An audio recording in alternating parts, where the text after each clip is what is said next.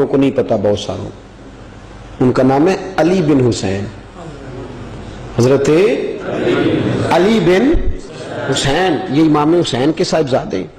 قدرت اللہ تعالیٰ کی ایسی ہے کہ یہ میدان کربلا میں بیمار تھے، کیونکہ اللہ نے امام حسین کی نسل چلانی تھی، تو یہ شدید علیل تھے، اٹھ کے کھڑے ہوتے تھے، اتنا تیز بخار تھا کہ گر پڑتے تھے ظاہراً۔ تو امام حسین نے فرمایا بیٹا تو نے نہیں جانا۔ کہا ابا جی آپ میری موجودگی میں جائیں، یہ کیسے ہو سکتا ہے؟ فرمایا نہیں تو نے جانا ہی نہیں، میں جانے ہی نہیں دوں گا۔ تو حضرت امام زین العابدین علیل تھے، امام زین العابدین رضی اللہ تعالیٰ عنہ نے 3 سال تک حضرت علی کی صحبت اٹھائی ہے۔ بعض روایات میں اس سے زیادہ بھی آیا ہے۔ کچھ لوگوں نے لکھا جب آپ میدان کربلا میں گئے تھے تو 30 سال سے عمر زیادہ تھی، 30 سال سے عمر، اور داڑھی مبارک جو تھی نا آپ کی، جو لوگ شروع سے داڑھی نہیں نہ کٹواتے ان کی زیادہ لمبی نہیں ہوتی، جو شروع سے داڑھی رکھ لیتے ہیں نا، کیا پنجابی میں کہتے ہیں سچی داڑھی، اور ان کو خرشت بھی نہیں کرانا پڑتا، میں نے بھی کبھی نہیں کرایا، ضرورت ہی نہیں پڑی، وہ نہیں کرانا پڑتا اس لیے کہ جو داڑھی شروع سے ہوتی ہے نا وہ اتنی زیادہ بڑی بھی نہیں ہوتی اور پھیلتی بھی نہیں۔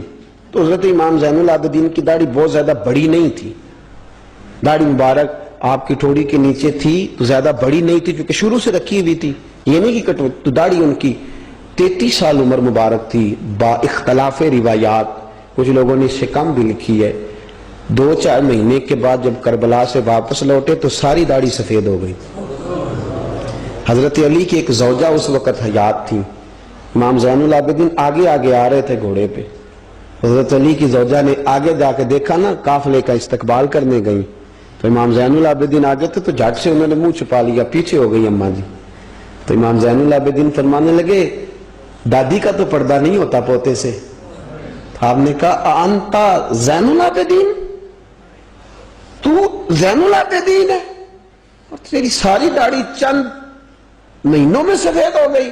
تو امام زین العابدین روئے، فرمانے لگے اماں جو میں نے کربلا میں دیکھا ہے، جو میں کربلا میں دیکھ کے آیا، تو دیکھتی تو یہاں کھڑی نہ ہوتی۔ امام زین العابدین نے پائے اس بات کے ساتھ، پوری دلیری کے ساتھ، اور امام حسین رضی اللہ تعالیٰ عنہ کی تو شہادت 10 محرم کو ہو گئی نا، 61 ہجری میں معاملہ ختم ہو گیا، لیکن امام زین العابدین ساری زندگی طاغوتی قوتوں سے لڑتے رہے۔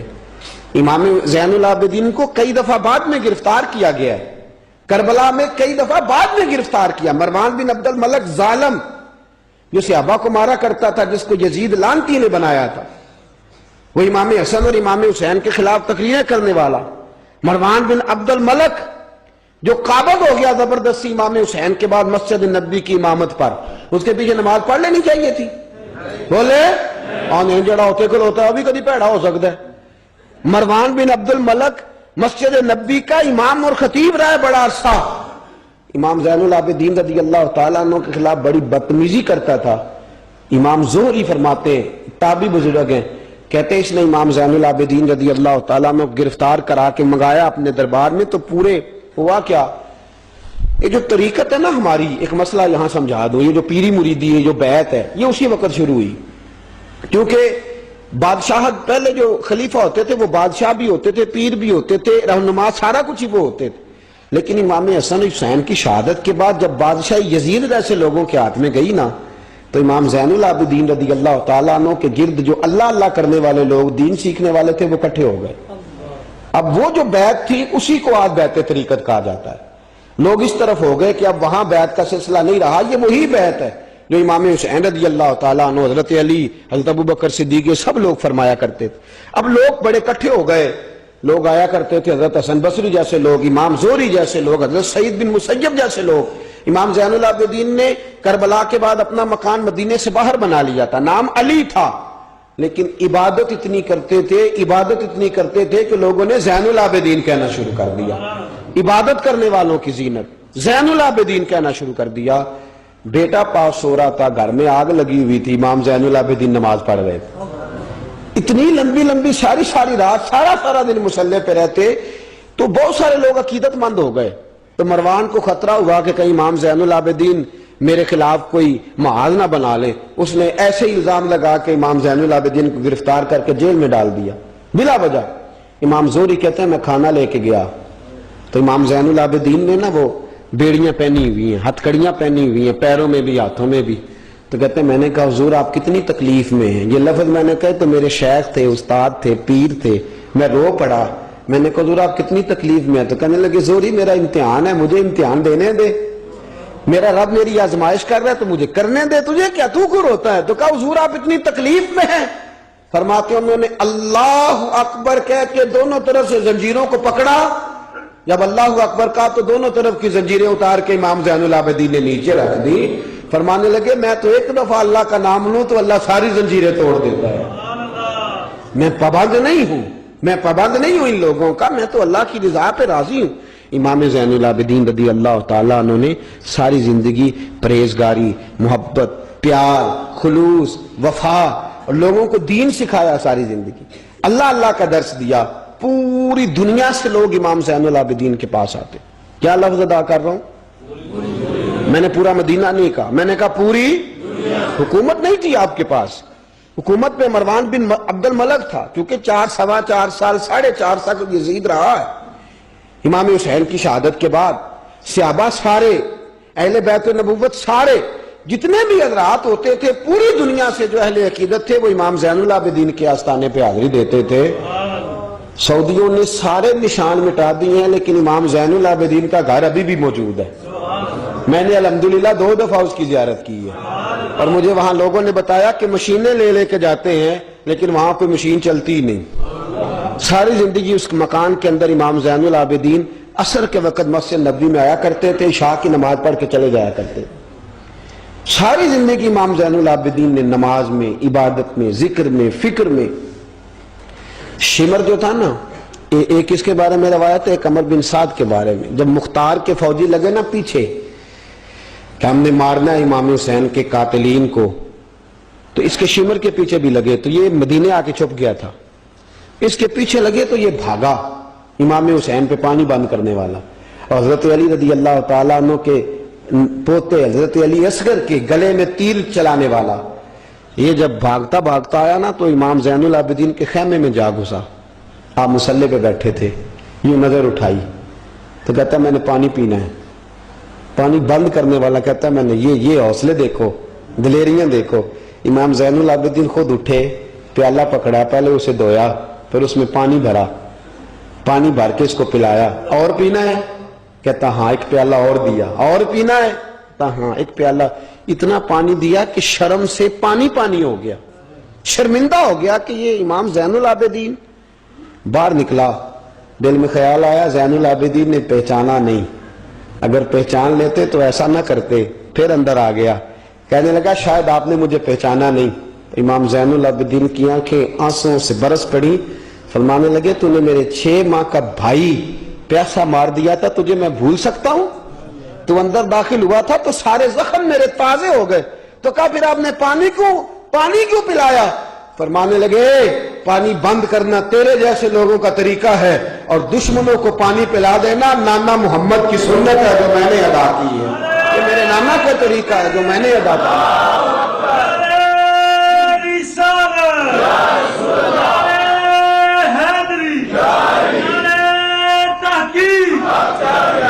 یہ گراؤنڈ امام حسین نے بنایا ہے. دیکھیے کچھ جدوجہد ایسی ہوتی ہے جو مسلح ہوتی ہے. یہ اہل طریقت، اہل تصوف، امام زین العابدین نے جو لوگ تیار کیے، اگر میں ان کے نام بتاؤں تو آپ حیران ہو جائیں. حضرت حسن بصری کو تیار فرمایا. حضرت حسن بصری جیسے لوگ، امام حسن بصری جو ولایت کے بادشاہ ہوئے، امام زین العابدین کے شاگرد. حضرت امام زین العابدین کے، حضرت سعید بن مسیب جیسے خیر التابعین امام زین العابدین کے شاگرد. حضرت حرم بن حیان جیسے جلیل القدر لوگ جنہوں نے بعد میں رسول اللہ کی سینکڑوں حدیثوں کو روایت کیا، امام زین العابدین کے شاگرد میں. رکے نہیں، میدان کربلا میں ہمت ٹوٹ گئی، اب معاملات آگے نکل گئے تو میں چپ کر کے بیٹھ جاؤں. انہوں نے مصلی پہ بیٹھ کے نبی پاک کا دین پڑھانا شروع کر دیا. انہوں نے پھر حجرے میں بیٹھ کے لوگوں کو اللہ اللہ، اور اس اللہ اللہ کا نفع یہ ہوا، اس اللہ اللہ کا فائدہ یہ ہوا کہ ایسے مجاہد تیار ہوئے، ایسے دلیر تیار ہوئے کہ کچھ سال گزرے تو حضرت عمر بن عبدالعزیز جیسے نیک آدمی کی حکومت قائم ہو گئی.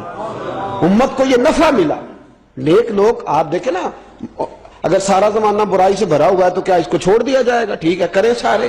آپ 5 آدمی صحیح کر دیں، آپ 3 آدمی ٹھیک کر دیں، اپنا کردار تو ادا کریں، اپنا آپ اس کے اندر کردار، تو امام زین العابدین رضی اللہ تعالیٰ نے اپنا کردار ادا فرمایا.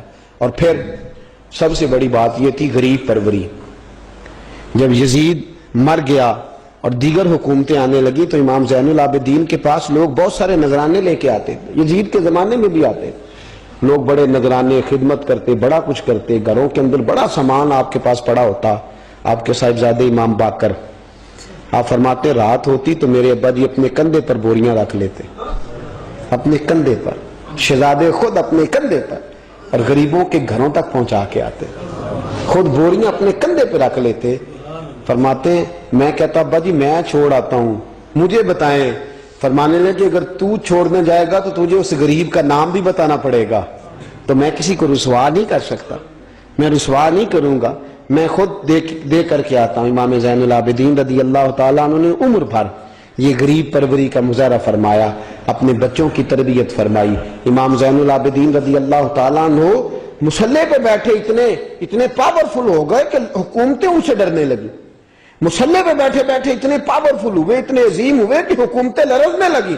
ایک وقت ایسا آیا کہ مروان جیسا تگڑا حکمران، ظالم جو آدمی ہوتا ہے نا،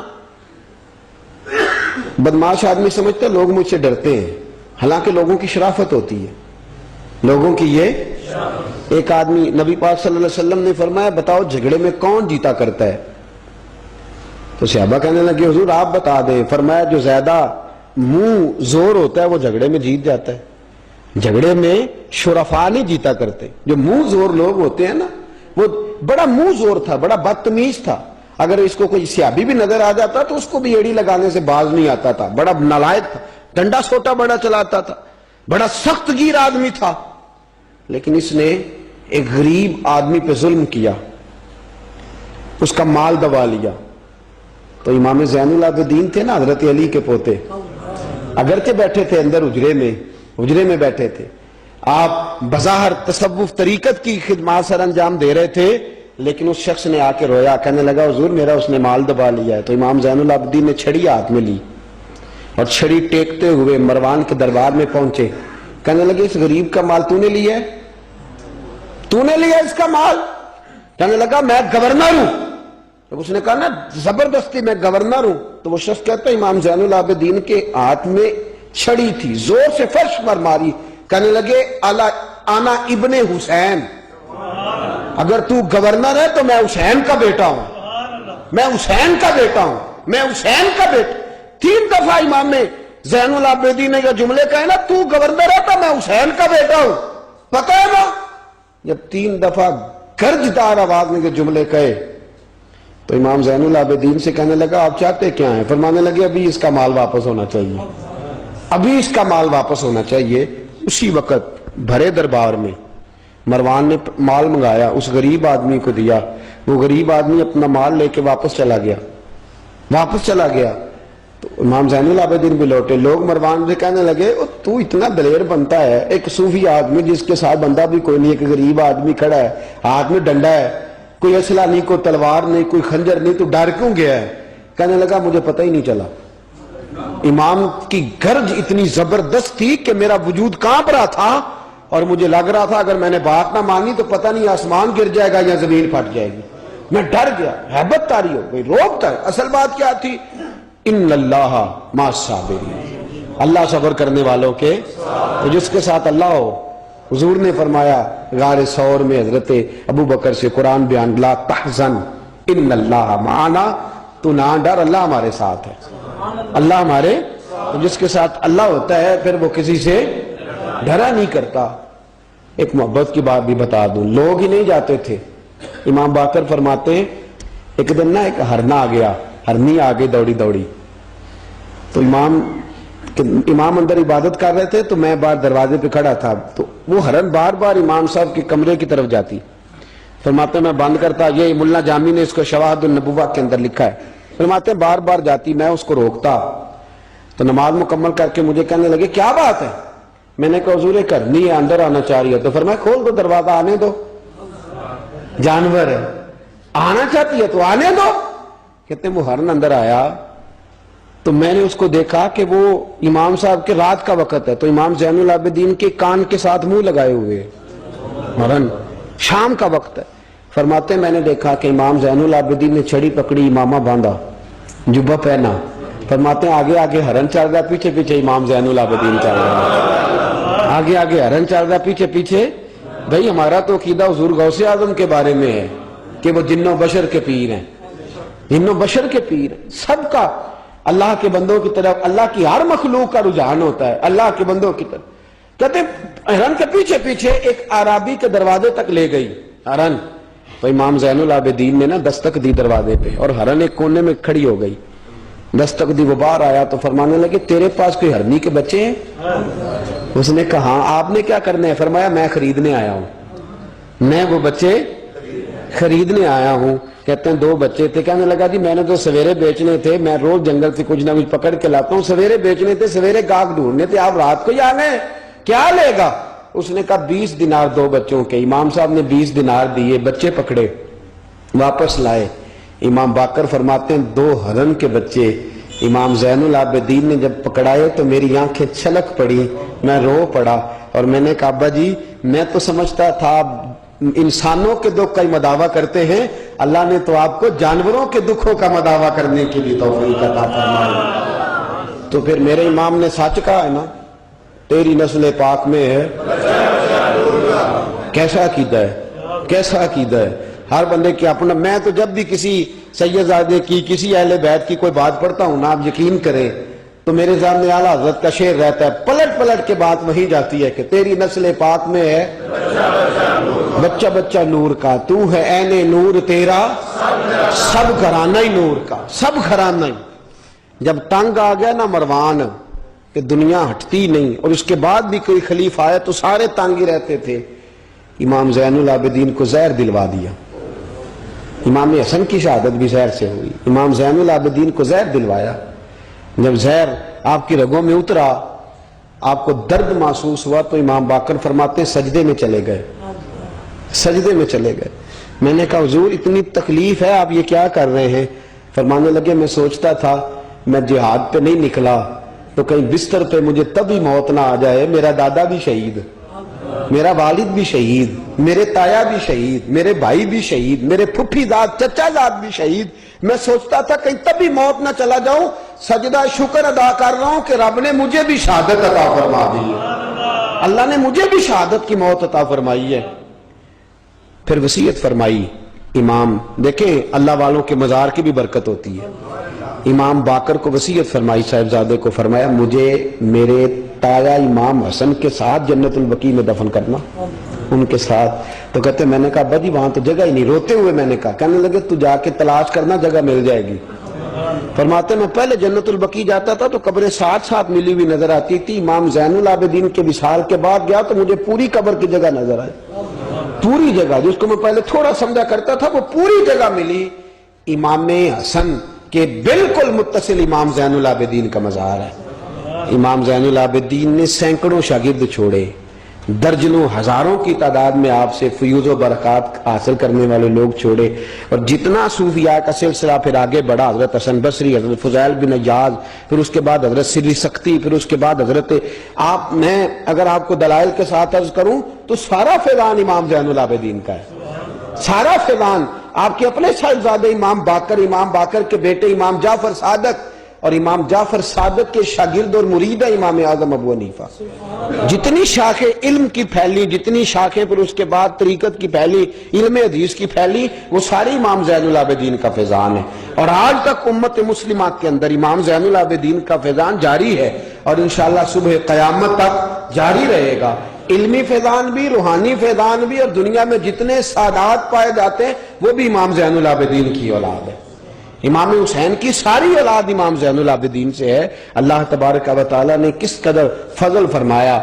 امام حسین کے ایک بیٹے ایک میدان کربلا میں موجود رہے، امام زین العابدین۔ یزید کے 14 بیٹے تھے، بچے تو ان کے بھی ہوئے ہوں گے، بات آگے۔ اور یزید کا ایک بیٹا بڑا نیک بھی تھا جو یزید کے بعد تخت نشین ہوا، اور بیٹھتے ہی اس نے کہا کہ میں اس تخت پہ نہیں بیٹھ سکتا جس تخت کے پائے میں امام حسین کا خون موجود ہو۔